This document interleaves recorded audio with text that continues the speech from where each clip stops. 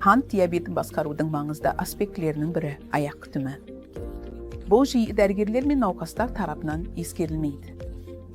Қант диабетімен ауыратын науқастар аяқтың асқынуларына көбірек ұшырайды. Негізінен ұзақ уақыт бойы бақыланбайтын диабет олардың жүйке жүйесіне және қанмен қамтамасыз етуіне зиян келтіреді. Жүйке функциясы мен тамыр функциясы төмендеген кезде науқас ауырсынуды сезінбейді. Ол оны аяқ жарақаттарына көбірек ұшыратады.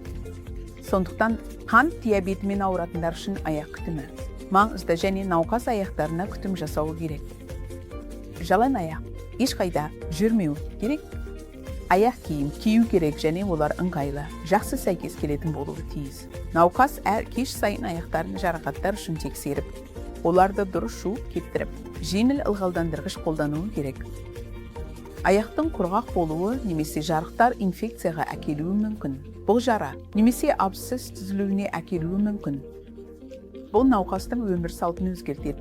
Себебі науқас бірнеше апта бойы немесе кейде айларға дейін дұрыс жүре алмайды.